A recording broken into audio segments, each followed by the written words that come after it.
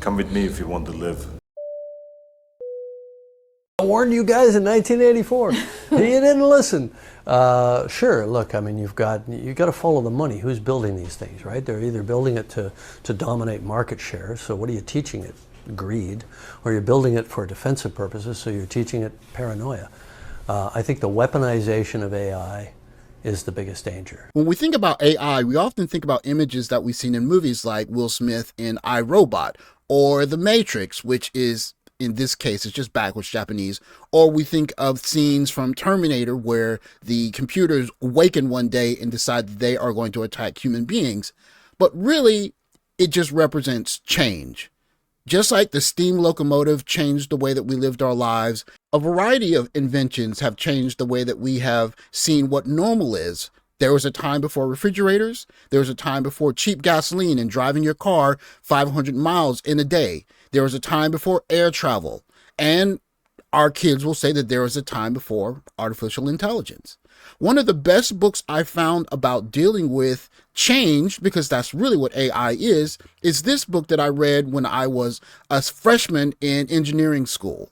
And it's a book that teaches us how to deal with change, because change is here.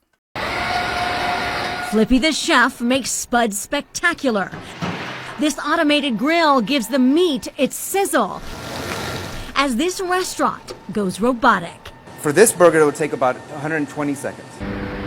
Cali Express by Flippy is the world's first AI-powered eatery. There's new technology outside the kitchen, too.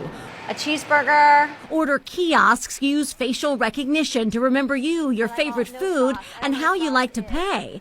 Then watch the robots work. No humans required.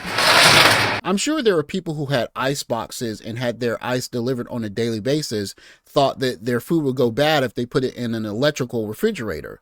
But here we are, some 100 years later, and we're having refrigerated airplanes fly over oceans to deliver frozen foods. And just like those people were skeptical of the changes that were going to come from refrigeration, here we are in the age of AI where we're going to have to embrace change of another nature. And I believe the best way to embrace that change, you need to diversify your bond. Can't get enough people to come out to work on fryers and grills and their dangerous jobs. And this automation helps solve a lot of those issues. Hello, may I have someone? 62% of restaurants report being understaffed. Industry experts say most of those unfilled jobs could be done by robots. And in California, where the minimum wage for most fast food workers will soon be $20 an hour, fewer workers equals cost savings. Dan Ives is with Wedbush Securities, a wealth management firm. Once the minimum wage went to 20, that's the bell going off. More and more focus on spending on AI.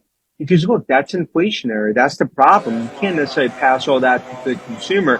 Flippy can cook 250 pounds of French fries an hour. The burger bot, 100 patties. These restaurants are very, very busy at peak times, and every second that gets added to somebody waiting in the drive-thru is a lost revenue opportunity for that restaurant. Is it costing people their jobs? So when you ask the question, is this going to cost people their jobs? That's an absolute yes. There are people's hands and feet that are going to be, or should I say, are being replaced with robotic arms and feet or levitating, whatever, thingamajigs.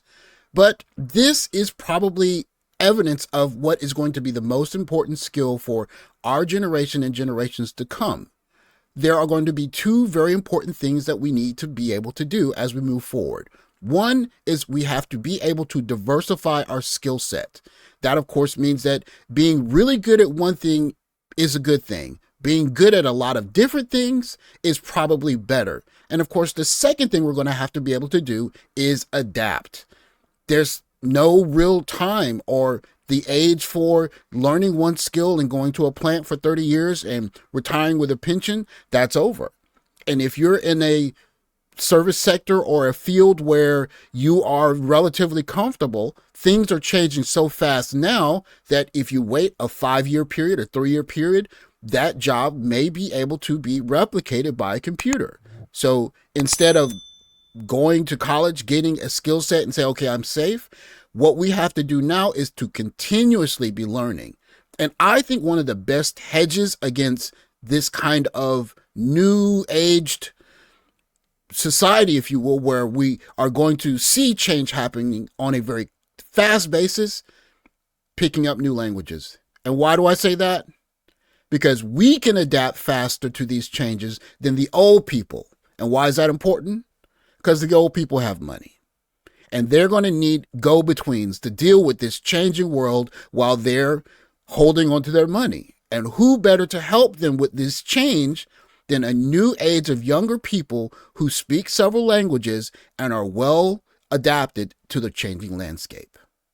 Thanks for watching. Like, subscribe, comment below. I'll catch you in the next video. Take care, guys.